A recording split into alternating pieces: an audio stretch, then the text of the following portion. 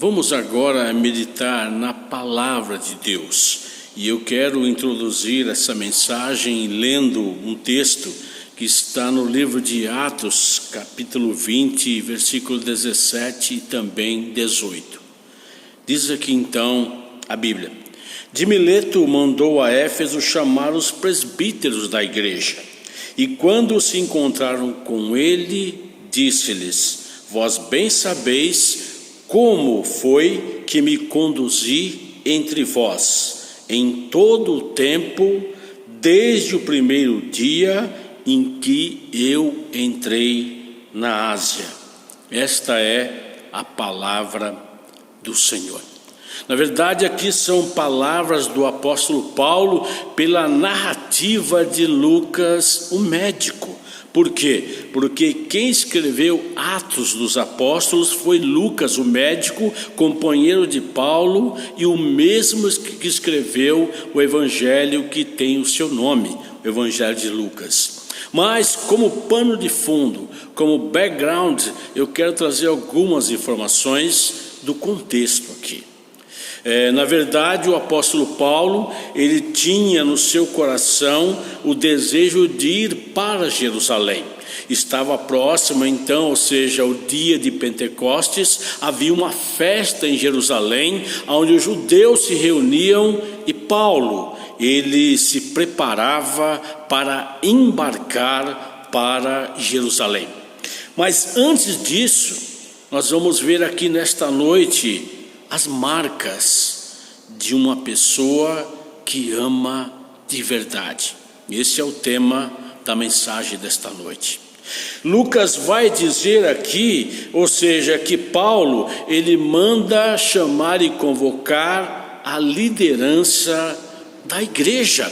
Ele chama os irmãos que eram na verdade colunas na casa do Senhor naquele contexto, ou seja, eram homens que tinham sobre as suas costas a responsabilidade de cuidar do rebanho de Jesus Cristo. Paulo então, ele vai demonstrar no versículo 19 uma das marcas de quem ama de verdade. Ele diz: olha, servindo ao Senhor com toda a humildade, com lágrimas e com provações. Paulo já estava há cerca de 3 anos com esses irmãos, com essa igreja. E nós vemos aqui, pelas suas palavras, a primeira característica de quem ama de verdade. De fato, a humildade era uma virtude que Paulo tinha, a exemplo de Jesus Cristo. Nós bem sabemos porque a Bíblia relata que Paulo, ou seja, ele nasceu em berço de ouro. Ele era natural de Tarso, ele era então, ou seja, romano, por causa que a sua família era abastada. Ele também era judeu segundo a lei fariseu. Paulo, ele era um homem humilde, porque enquanto, ou seja, ele estava ainda na religiosidade, ele então era um homem diferente, completamente diferente. Mas quando ele tem encontro com Jesus, ele vai dizer que tudo aquilo que ele possuía antes de ter um encontro com Jesus, ele considerava esterco, estrume, lixo, comparado ao Evangelho e à pessoa de Jesus. Mas Paulo diz que, olha, ele ficou no meio deles durante 3 anos, e a marca do ministério dele, além da humildade, eram também as lágrimas. Paulo, ou seja, ele tinha muita preocupação, porque Paulo temia o quê? Uma coisa chamada apostasia, ou seja, Paulo estava embarcando para Jerusalém, e ele então temia, ou seja, que pessoas pudessem agora abandonar o verdadeiro evangelho, dando ouvidos, como ele diz em outro contexto, ou seja, a história de velhas caducas. Paulo, ele chorava, e eu creio que ele fazia isso durante as suas orações. Mais ainda, Paulo vai dizer que ele experimentou provações no meio, ou seja, do seu ministério naquele lugar. Portanto, para mim, o ministério realmente que tem como base o amor, tem essas três características: humildade, lágrimas e provações. Mas Paulo vai dizer que essas provações foram causadas pelas ciladas dos judeus. Havia então, ou seja, por parte dos judeus, perseguição a Paulo. Quando do texto e contexto diz, alguém já disse isso, um dia da caça e outro dia é o dia do caçador. Paulo diz, olha, jamais deixando de vos anunciar coisa alguma proveitosa, e de vou-lo ensiná-los publicamente e também de casa em casa, testificando tanto a judeus como a gregos o arrependimento para com Deus e a fé em nosso Senhor Jesus Cristo. Paulo está deixando bem claro que aquilo então que ele tinha como propósito do seu ministério, ele estava realizando pelo poder que estava e está em Jesus Cristo, o Nazareno. Mas no versículo 22, Paulo vai então nos trazer uma informação que é profunda demais. É de suma importância. Olha a narrativa de Lucas. E agora, constrangido em meu espírito, eu vou para Jerusalém, não sabendo o que ali me acontecerá, senão que o Espírito Santo, de cidade em cidade, me assegura que me esperam cadeias e muitas tribulações. Quem em sã consciência, eu e você, malas prontas, embarcando ou viajando para uma região, um lugar, sabendo que ali nós enfrentaríamos tribulações, dificuldades, quem em sã consciência faria isso? Olha, só realmente se tiver muito amor envolvido. Paulo então demonstrou aqui, primeiramente, que ele amava profundamente os irmãos em Cristo Jesus. Aliás, a primeira marca é essa: é quando a pessoa ama o irmão, quando ele ama a igreja de Cristo, mesmo sabendo que ele vai enfrentar lutas, dificuldades, traições, perseguições, aborrecimentos, tristezas. Paulo, ele na verdade é exortado, alertado pelo Espírito Santo, que a sua viagem para Jerusalém seria, ou seja, uma viagem aonde ele experimentar tribulações.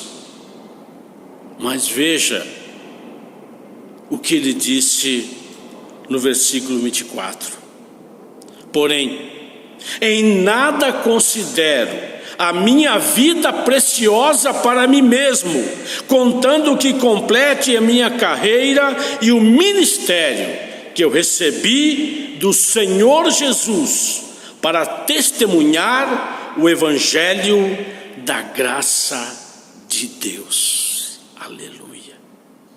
Paulo tinha convicção no seu coração que ele tinha, ou seja, e teria que realizar uma grande obra em favor dos irmãos e do próprio Senhor Jesus Cristo. Certa feita, um homem, ele então contratou 20.000 homens. Esse homem tinha no seu coração fazer uma obra. E esse homem, chamado Jarrã, Ele então contrata 20 mil trabalhadores, ele importa mármore branco de todo o Oriente. Esse homem então, ele compra toneladas de fio de ouro e ouro puro. Esse homem compra, ou seja, toneladas de pedras preciosas cravejadas em diamante. E esse homem, chamado Jarrã, ele constrói aquilo que depois de um tempo seria então considerada uma das 7 maravilhas do mundo, a saber, Taj Mahal.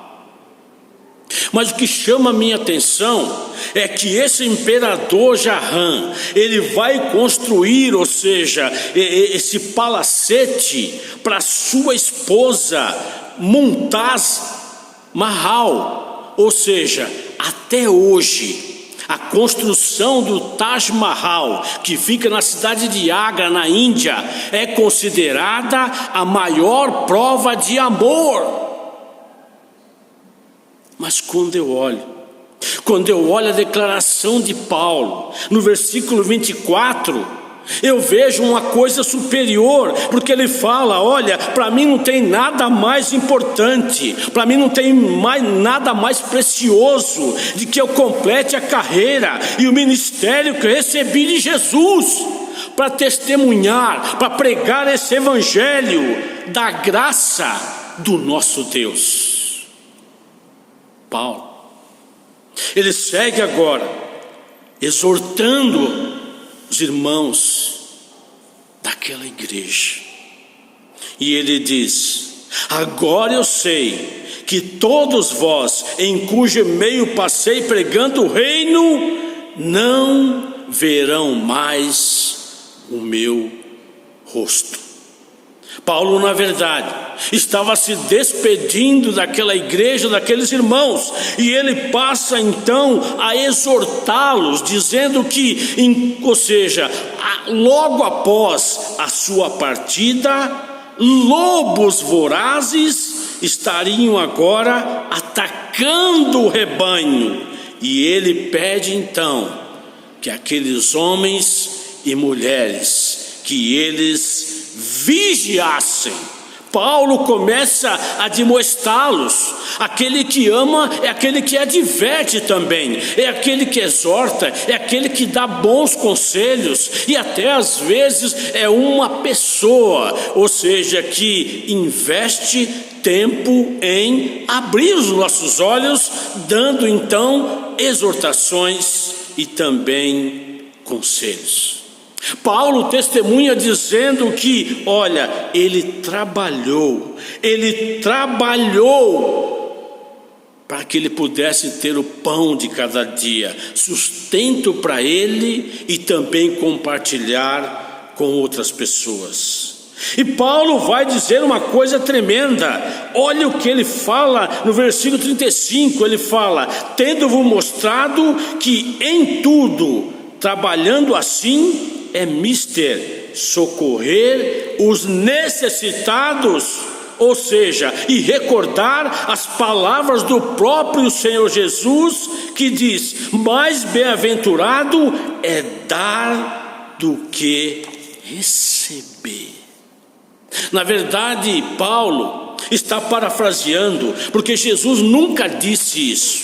Isso não está nos evangelhos, mas há um princípio que ele deixa aqui, que é muito importante para mim e para você. Qual é o princípio aqui, pastor?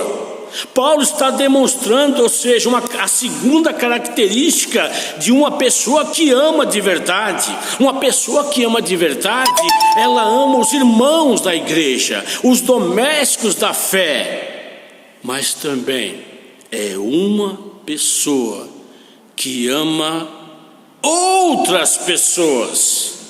Como assim? Paulo, ele vai agora nos mostrar que feliz, bem-aventurado é dar do que receber. Eu fico às vezes impactado. Tem um comercial que passa na TV e aquilo mexe demais comigo. Talvez você já viu esse comercial. É um comercial de uma ONG que tem como sigla MSF, Médicos Sem Fronteiras. São médicos do mundo inteiro indo para o mundo inteiro para socorrer pessoas enfermas e doentes em qualquer lugar do mundo. Mas o que choca, o que realmente, me deixa com o coração em pedaços, em frangalhos, são as imagens, aonde eu vejo crianças, idosos, adultos sendo socorridos, e eles não perguntam qual é a tua religião. Eles não levam em conta a cor da pele. Esses médicos, na verdade, dedicam parte da sua vida, da sua profissão, para socorrer pessoas de forma voluntária. O que Paulo está dizendo aqui? Ele está dizendo que nós devemos praticar uma coisa chamada altruísmo. O altruísmo, é uma marca profunda do amor prático, do amor que sai do discurso, do amor que não fica só nas palavras, mas um amor demonstrado em atitudes. Uma pessoa que ama de verdade, ela ama o outro independente de. Eu gosto sempre de citar nas minhas mensagens pessoas que fizeram isso durante a vida inteira. Eu poderia citar, por exemplo, aqui, independente da religião, Madre Teresa de Calcutá. Uma mulher que dedicou a sua vida inteira à assistência social aos pobres e aos miseráveis.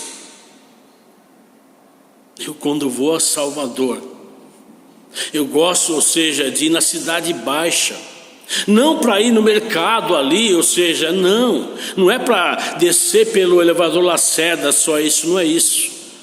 Mas certo dia, eu fui com um pastor amigo meu, e lá ele me mostrou obras, e eu fiquei maravilhado. Ele falou: está vendo aqui essa creche, que hoje é uma faculdade?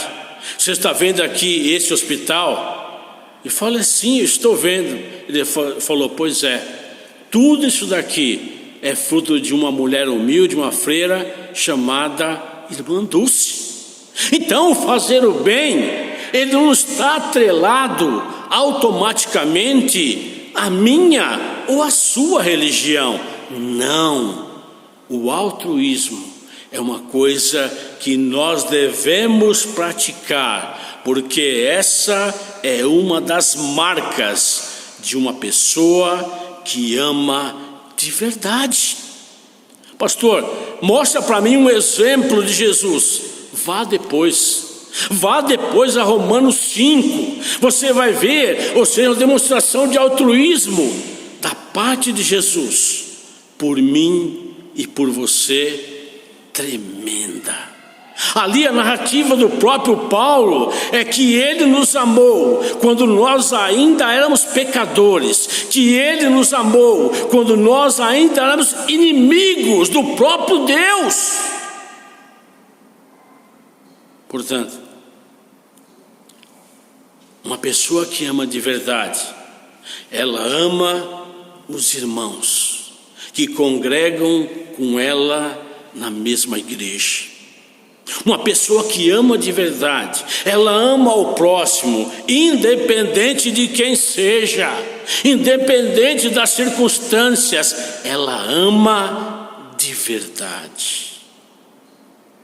Agora, pastor, Paulo estava envolvido aqui numa grande obra, é verdade.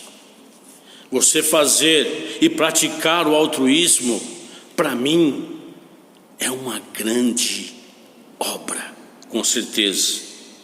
Mas qual o resultado de tudo isso? Olha o que diz Lucas no versículo 36. Tendo Paulo dito essas coisas, ajoelhando-se, orou com todos eles. Olha o que aconteceu. Eu fico arrepiado quando eu leio isso. Então houve grande pranto entre eles, e abraçando afetuosamente a Paulo, o beijavam, entristecidos especialmente pela palavra que ele dissera, que não mais veriam o seu rosto, e o acompanharam até que ele embarcasse num navio. Eu fico imaginando essa cena. Eles estavam vendo ali, ou seja, o pai na fé embarcar. Eles estavam assim, ou seja, vendo quem? Aqueles que havia sido usado por Deus para discipulá-los, para batizá-los, para colocá-los na família da fé. Resultado é isso, é o amor correspondido. Tudo que Paulo fez durante 3 anos vai ter esse desfecho, vai ter esse fechamento. Ele nas madrugadas orando com lágrimas, intercedendo por eles, por causa da apostasia, por causa da heresia que crescia nesse contexto. E agora eles retribuem Paulo com abraços, com beijos e com muito quebrantamento. Uma pessoa que ama de verdade,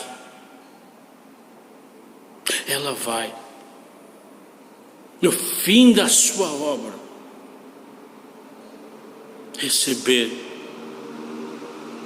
o que é de mais precioso: